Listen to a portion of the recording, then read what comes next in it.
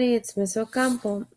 So I'm going to review real quick about what we've been going over so far in class. First, let's talk about atoms.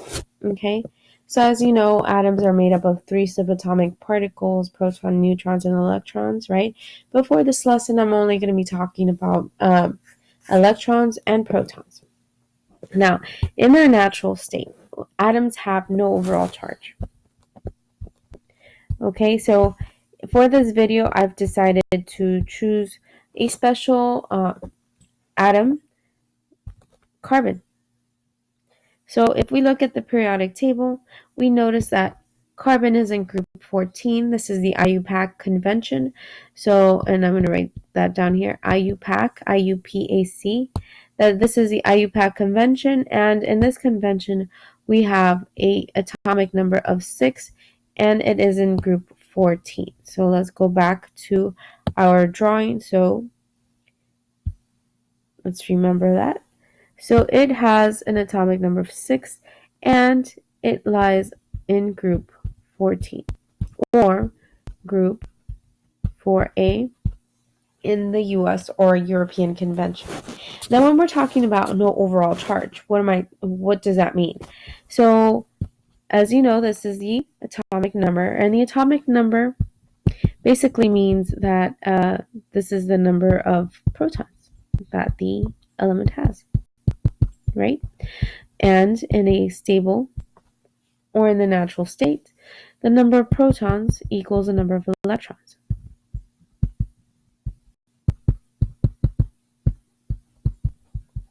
The protons have a positive charge and electrons have a negative charge. If you have the same number, number here, and the same negative number, when you add them up, in this case it's going to be 6, maybe plus 6 minus 6, they cancel out and it becomes 0. So this is what we mean by no overall charge.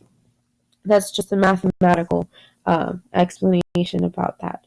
So in a element, we actually have electrons in shells. So there's energy levels that we're looking at.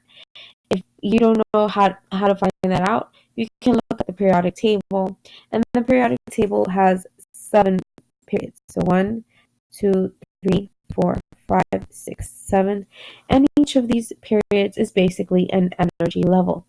The number of elements in each period basically tells you the number of electrons that can be in that specific energy level. So period 1 has 2, and period 2 has 8 in total. This is number 8. Period 3 has 8 in total. Okay, great. So this is true for elements from 1 through 20, right? So when we are looking at the atom in the atomic level, carbon, since it is in period number 2, will have only 2 energy levels or 2 shells. So carbon,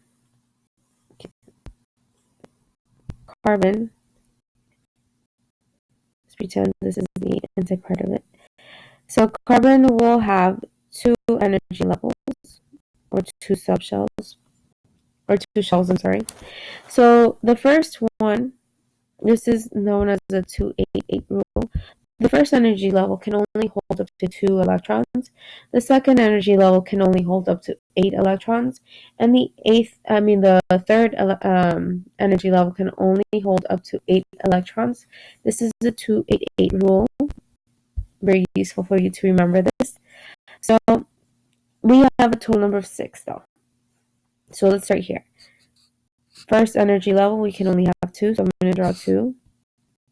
6 minus 2 is 4, so I only have 4 electrons left. So I'm going to draw them out in this level, energy level, or shell, leaving us with 4 electrons in the outermost shell. 1, 2, 3, 4. So valence electrons, the definition of a valence electron is the electrons in the outermost shell. We only have 4 in the outermost shell. So the valency, or the number of valence electrons, is 4 for carbon. Now, instead of doing the Bohr models for this, why not just look at the periodic table? So let me show you a quick shortcut. I blanked out on the word for a second. So when we're looking at the periodic table, we have 7 periods, but we also have 18 groups. This is the IUPAC convention, so it's going to be numbered from 1 through 18, but other conventions such as the US and European, they're labeled as Group A, Group B, Group A being the representative or main group elements, and Group B being the transition metals. The transition metals are ignored when we're looking at this. That was way too wide. Let's do it again. So all of these transition metals, they're ignored for this quick shortcut. Okay, so group 1, all group 1 elements, all alkali metals have 1 valence electron. Okay, all group 2 elements have 2 valence electrons. Group 13, when you're looking at 13, this is also known as 3A in the US European Convention, but in the IUPAC Convention, you just erase that 1, leaving us with that 3. It has a total number of 3 valence electrons. Group 14, let's get rid of that 1, leaves us with 4 valence electrons, 5 all the way down, 6 all the way down, 7 all the way down for 17. Now this is true also for the noble gases, with one exception: helium. Helium only holds 2, a max of 2 valence electrons, because it only has one shell. Helium is very happy with just 2. Neon will have 8, argon 8, krypton 8, and so forth, and they will be very happy in this way. As you can see, noble gases are royalty, and I mean this just to help you memorize. It doesn't really mean they're royalty, but noble gases, they're the kings of this periodic table, because they have a full outer shell, and most elements will want this too.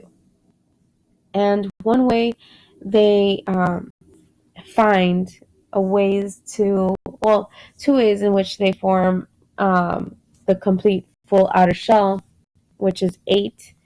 This is a magical number. So the way that they find how to make this full outer shell, full valence shell, is bonding, which brings us to the next part of our class. Bonding is the only way elements can link together to form compounds. A compound is formed when 2 or more different elements chemically bond together.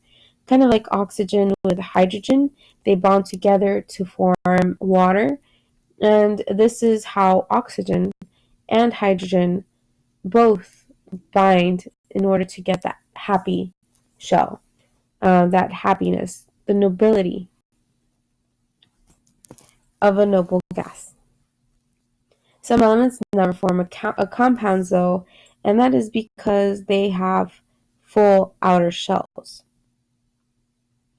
When we have elements that have full outer shells, they tend to be unreactive.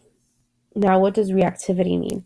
Reactivity means how likely are they to form bonds with other elements, and or how likely are they to gain, lose, share electrons. Okay, noble gases, since they have a full outer shell of 2 for helium and 8 for everybody else, they don't need to form bonds at all, leaving them as a very stable element and unreactive. For everybody else, they want to achieve that full outer shell, so they will form compounds in order to do this. And they can do this through two ways, right? In general, it is bonding. So they like to form relationships. Now, just like human beings, we can have good and bad relationships, but they're relationships regardless. So we have two types of bonds. Let me put it here. We have ionic bonding, and we have covalent bonding. Ionic bonding is that where you steal, take, or give away. Okay? So ionic bonding is the gaining or losing of electrons.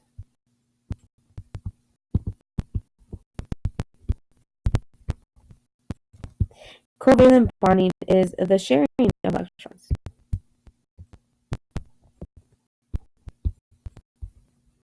In order to form that full outer shell. So valence electrons are really, really important, as you can see. Electrons in the outer shell are the only electrons that participate in bonding. And they have a special name, valence electrons. And that gives your element its valency. So as you can see here in carbon has four electrons in the outer shell. In other words, it has four valence electrons, meaning the valency is 4.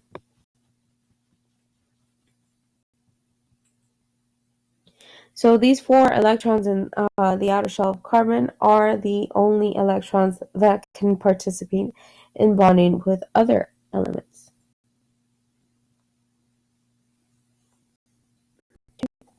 So now for the next video, this is the end of this video, because in the next video I'm going to start talking a little bit more about bonding and valence electrons. Thank you for watching.